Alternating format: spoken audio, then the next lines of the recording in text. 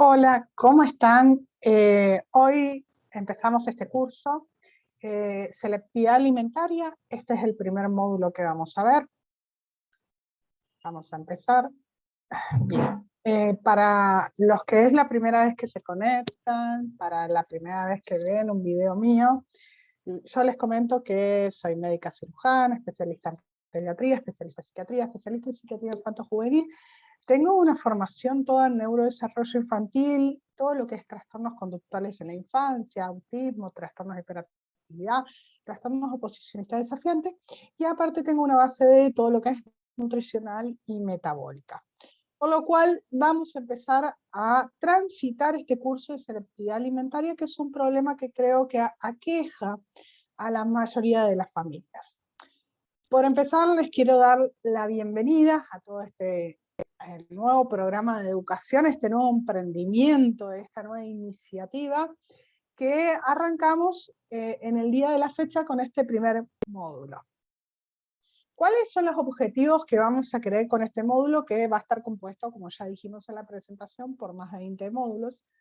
La iniciativa es que lo que queremos lograr es que nuestros niños coman bien, que coman bien en cuanto a la calidad y la cantidad que van a comer.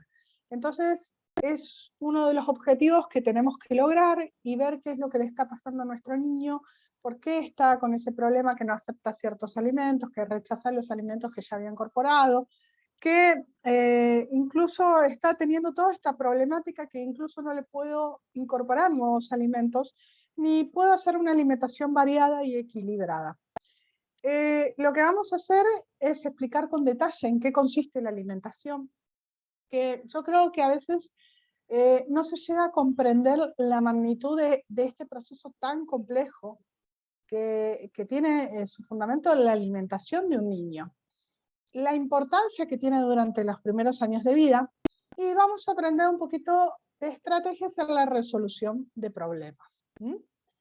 Cuando terminemos de dar estos 20 módulos, un poquito más van a ser, porque vamos a traer varios casos clínicos, ya directamente cómo uno aplica la estrategia, pero vamos a ir transitando ciertas etapas. Dentro de estas etapas vamos a transitar una etapa teórica, vamos a transitar una etapa de estrategia, y después vamos a aplicar todas estas estrategias en una tercera etapa en distintos casos clínicos. Mitos de la alimentación infantil. Vamos a empezar un poquito. La alimentación infantil generalmente involucra varios mitos. Por empezar, el tema de la creencia de que el comer a lo largo de nuestra vida es un comportamiento instintivo. Esto se está desmoronando en los últimos años, y lo que tenemos que entender que, a ver, la alimentación comprende cantidad y calidad.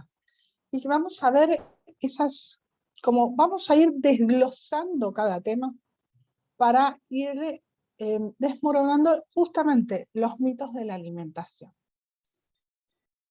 Lo que tenemos que entender, que cuando hablamos de comer, en realidad estamos hablando de un acto aprendido. Y esto quiero que se les grabe, porque lo vamos a ver varias veces en el curso, que es un acto aprendido porque para esto que nosotros tenemos, lleva todo un proceso, como vamos a ver, que no solamente involucra llevarnos el alimento hacia la boca. Entonces, eso es lo que tenemos que entender.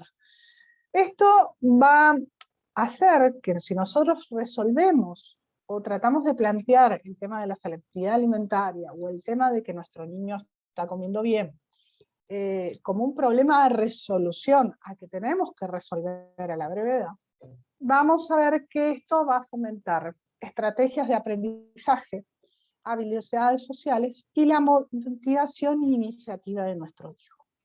Si nosotros estamos tratando con un niño con compromiso del desarrollo, estamos viendo que resolver el tema de la selectividad alimentaria nos va a llevar a una nueva resolución de ciertos problemas y nuevas estrategias que al mismo tiempo que le estamos dando de comer, vamos a estar trabajando las habilidades sociales, que en los niños con compromiso del desarrollo están frecuentemente que la tengan comprometida. Y también a veces el aprendizaje. Entonces, si usted me pregunta si comer es de suma importancia, pero estamos hablando del acto de comer, es en realidad un acto aprendido, no es un acto instintivo. Esa es la diferencia que tenemos que hacer en este lugar. Es algo que van a ir incorporando, van a ir aprendiendo, pero no es instintivo, y lo vamos a ver un poquito más adelante.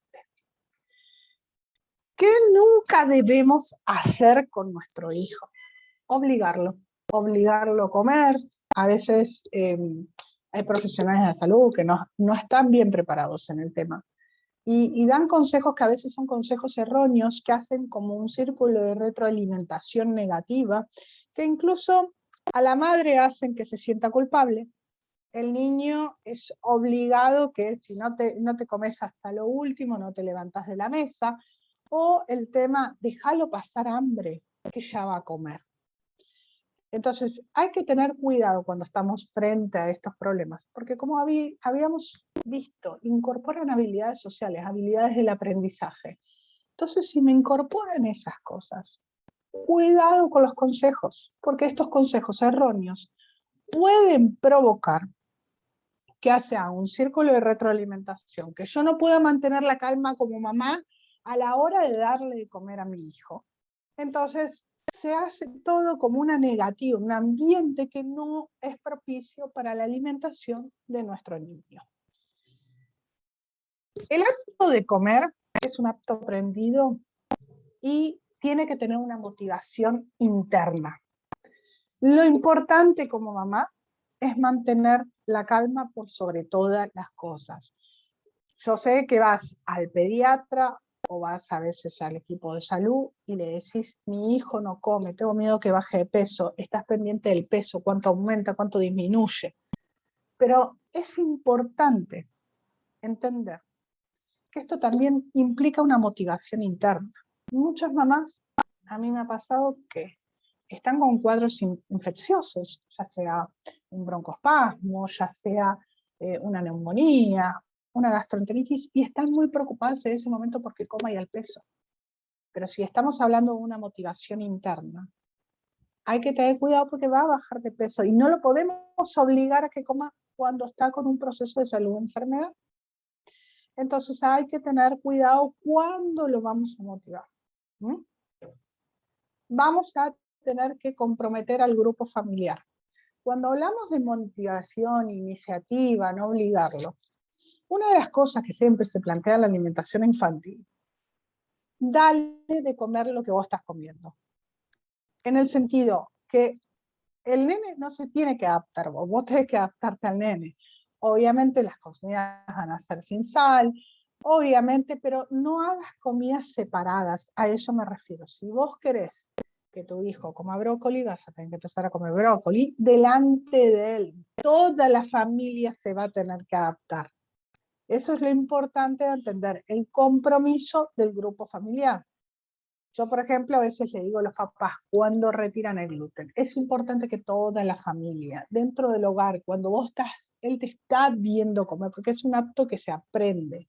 Entonces, se aprende por imitación, por ver al otro cómo está comiendo. Entonces, es importante que si vos querés que incorpore ciertos alimentos, vos incorporarlos. Me pasa, muchos papás que a veces no cenan a la noche. Cuidado con esto, porque ¿qué es lo que le estás enseñando?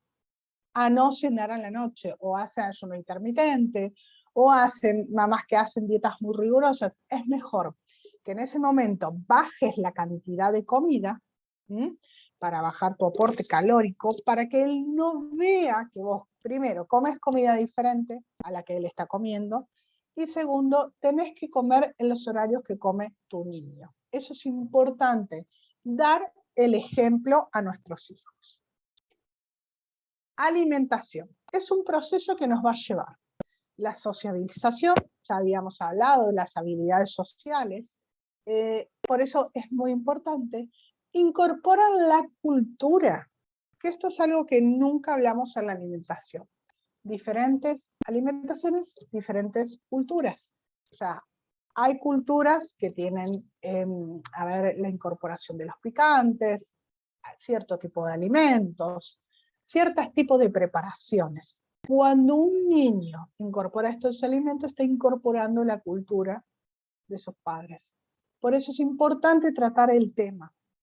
Y otra de las cosas, la comprensión de las emociones. Y van a ver en estos pequeños puntos que cuando uno dice alimentación y el acto de comer en sí, fíjese todo lo que va involucrando, la comprensión de las emociones, vamos a incorporar. A ver, cuando tenemos esos sistemas que se activan de saciedad, de que queremos comer, de que esa motivación interna que nos dice, ay, me quiero comer un chocolate, me quiero comer un alfajor. Estamos hablando de las emociones, lo que nos da en ese momento ciertas características de que nos van haciendo conocer el tema de la alegría, el tema de la motivación, el tema de cuando estoy contento y cuando no estoy contento, no estoy... El tema de la depresión, fíjense, se disminuye totalmente la alimentación. Entonces, eso es lo que tenemos que estar en cuenta con las emociones. Cuando estoy triste, no tengo ganas de comer. Entonces, a los niños tenemos que entender que también le pasa esto. Y por eso hay que evaluar toda la parte emocional.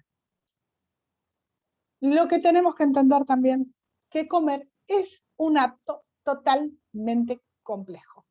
O sea, no es algo que vamos a poner alimentos coloridos y ya es como que ya los va a incorporar o va a tener los gustos. Por eso, a veces yo les decía, dar un vivo de lo que es selectividad alimentaria no se podría, porque en una hora no entraría, imagínense, en 20 módulos no ha entrado. Incluso son un poquito más de 20 módulos, y vamos a ir viendo distintas cosas. Lo que tenemos que tener en cuenta que comer es complejo. Un niño que no se alimenta bien tiene problemas no solamente en su crecimiento, sino que puede tener problemas en sus pautas madurativas. Pautas madurativas no solamente que involucra caminar, hablar, sino la parte emocional. No todos los profesionales de la salud comprenden bien el tema y no todos están capacitados. No tenés que sentir en este punto responsabilidad. La responsabilidad no es únicamente de la mamá, a veces pasa por consejos erróneos, pasa por un montón de cosas, porque siempre me preguntan, ¿pero por qué se dio la selectividad? A veces la selectividad es un círculo de retroalimentación negativa, que es como uno va alterando un factor y después la cadena se empieza a alterar hasta que sea una alteración total. En este punto es importante entender, por ejemplo, yo soy un niño, tengo una intolerancia a cierta proteína y después empiezo a ser selectivo,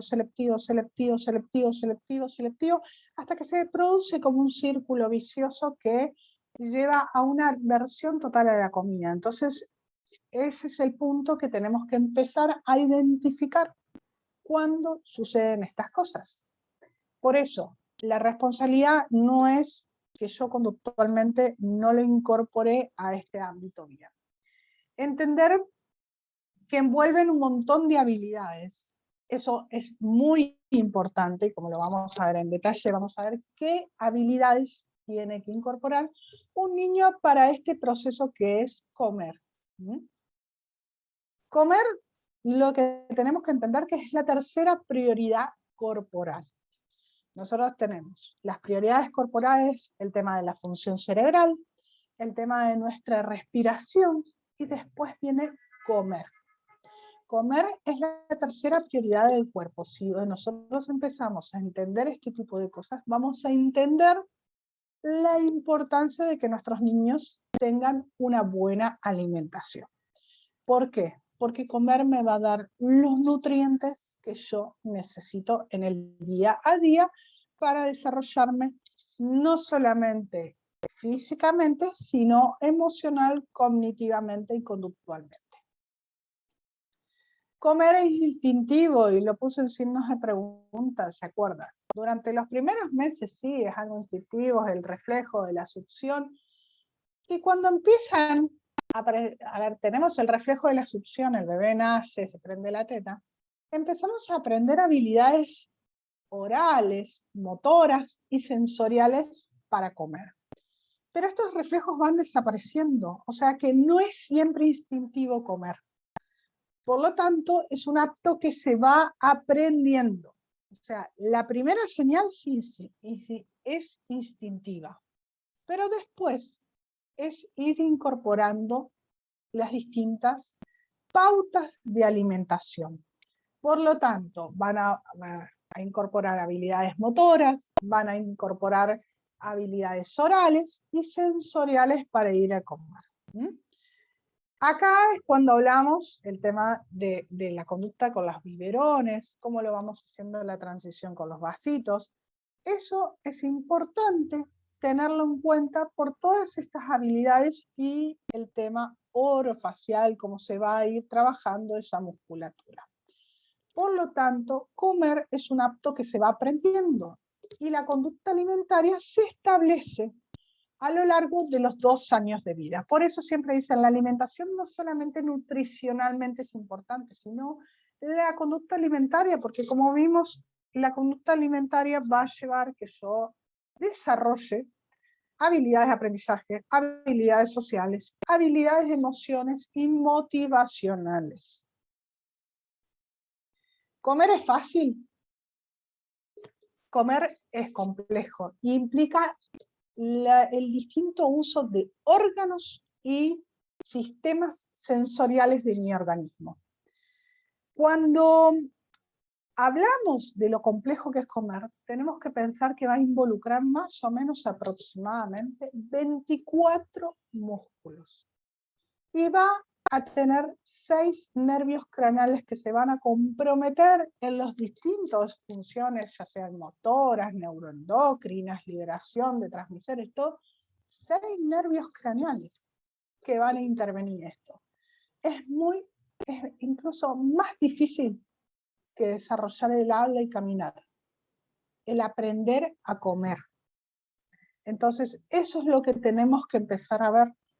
Cuando nosotros notamos que un niño tiene mucha aversión a ciertas texturas, tenemos que empezar a pensar esto. Tenemos que pensar que son sistemas que no se desarrollaron, sistemas que no están bien desarrollados en el momento del aprendizaje, porque recordemos que comer es un acto que se aprende. Entonces lo que nosotros tenemos que hacer en ese momento es entrenar estos sistemas para que empiecen a movilizar, ya sea con las texturas, ya sea con las consistencias que vamos a incorporar y las temperaturas. El sistema sensorial, acuérdense que se incorpora a través de todas estas cosas. Jugar con la comida está mal. Hace mucho me había planteado una mamá, me tira toda la comida. Les cuento que jugar con la comida es parte del crecimiento. Esta es la forma que exploran sus características sensoriales, o sea, que aprontate que los primeros años de vida va a ensuciar todo. Todo porque, a ver, explora con sus manitos, explora las distintas texturas, se los lleva a la boca. Acuérdate que siempre el tema de la mano en la boca va explorando las distintas sensaciones. Entonces es normal que tu niño juegue con la comida. Si el niño tiene hambre, comerá. No. A veces el hambre no es suficiente para los niños con los problemas de alimentación. En este punto siempre es importante evaluar que no tenga reflujo y que por eso tenga una gastritis permanente que le provoque dolor abdominal y que no va a saber cómo expresárselo porque está en sus primeros años de vida. Esto lo tenés que ver con un gastroenterólogo. Yo siempre digo, mamás, consulten a un gastroenterólogo. Vean que no tengan signos de reflujo, porque a ver, si tiene un reflujo, sufre de gastritis, por ejemplo, obviamente esto le va a provocar incomodidad e incapacidad. Y va a suprimir el tema del hambre, no va a querer comer. Algunas mamás me dicen, no tiene iniciativa para comer. Justamente cuando no tiene iniciativa para comer ningún tipo de alimento, tenés que empezar a pensar que puede tener una incomodidad. Esta incomodidad puede ser de la parte superior del tubo digestivo, puede ser de la parte inferior, intestinal, puede ser que esté distendido, puede ser que tenga cólicos. Esas cosas van a suprimir el tema del hambre. Entonces, si el niño tiene hambre, comerá. A veces tener hambre no es suficiente. Y más cuando están con los problemas de alimentación. Cuando están los problemas de alimentación, nosotros lo que tenemos que evaluar es llevarlo a un gastroenterólogo, ver que no tenga un tipo de incomodidad de este tipo, hacer una ecografía, ver si los intestinos están distendidos, ver cómo está el hígado. En este punto, ir evaluando ese tipo de cosas y evaluar la parte bioquímica con el pediatra de cabecera, que probablemente no nos pueda dar ningún consejo, pero sí evaluar la parte orgánica de ese niño. Cuando sea grande se le pasará otro mito que siempre me pasa escuchar. La selectividad alimentaria es diferente, es una dificultad que no es a veces con el tiempo que se resuelve. Entonces hay que trabajarla y como dijimos, es un acto aprendido que se puede trabajar y requiere un tratamiento de un equipo multidisciplinario. A veces la mamá me pregunta, ¿una FO no es suficiente? No, ese equipo, si alguien te está planteando que lo resuelve solo, no es así.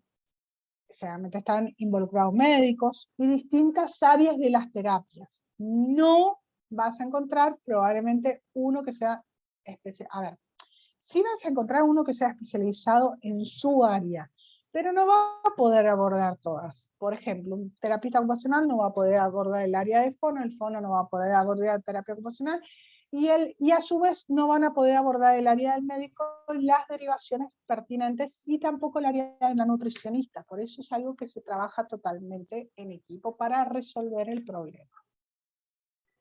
¿Qué debemos tener en cuenta? Debemos tener en cuenta y estar atentos a ciertos factores que van a influyen en la alimentación de nuestros niños. Uno es la salud, como ya dijimos, si tiene reflujo, distensión, dolores, incomodidades que a veces no las conocemos o que no las pueden expresar.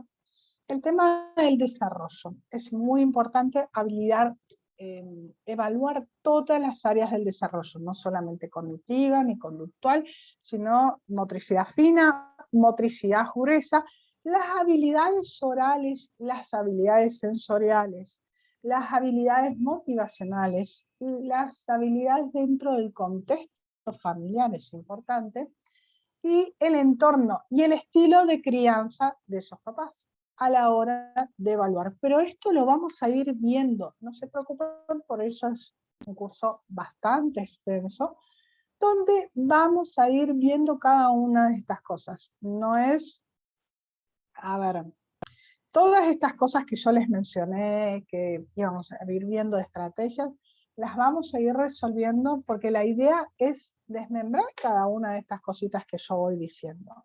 A medida que vayan pasando los módulos, vamos a ir viendo todas estas cositas un poquito más en profundidad. Incluso vamos a tener un módulo donde vamos a ver todos los síntomas gastrointestinales que podrían dar la supresión del hambre, para que lo tengamos en cuenta. Pero por eso les digo, es ir desglosando y por eso no es como los otros vivos, que es una horita y ya está. Esto va a ser prolongado en el tiempo. Cuando vemos todos los factores que involucra comer, decimos que realmente es un proceso muy, muy complejo y por eso lo armé en esta forma y en este formato para que lo podamos ir dando en detalle y no quede dudas al respecto. Comprendiendo todo esto que habíamos hablado en este primer módulo introductorio, comprendemos que esta es una dificultad que necesita ser trabajada. Y vamos a ir viendo distintas estrategias cómo se va trabajando y abordando. La idea es que le llegue a todos los papás, le llegue a todos los profesionales, cada uno sabrá cómo involucrarse con esta problemática desde su respectiva área, porque como cada profesional tiene su área, el papá también tiene su área, el área paterna. Entonces, todos nos tenemos que comprometer cuando hay este tipo de problemas del desarrollo. Hasta acá llegamos con la primera parte introductoria. Espero que les haya gustado, repásenlo. La semana que viene vamos a tener un nuevo módulo que vamos a seguir con este tema, que va a ser una continuación de este. Los espero para que veamos el próximo, donde vamos a empezar a desglosar un poquito más esta parte introductoria y esta parte que es más teórica. Todavía no vamos a ver resolución de casos, así que los espero la semana que viene, como siempre. Les recuerdo a los que no se han suscrito que se suscriban a mi canal de YouTube, donde van a ir apareciendo las alertas cada vez que subo un video de selectividad alimentaria. Van a ser más de 20 módulos, no se lo pierdan, donde vamos a ir desglosando todo esto que yo les dije anteriormente y tratando punto por punto. Muchas gracias a los que me han acompañado. No se olviden, suscríbanse al canal de YouTube. Gracias.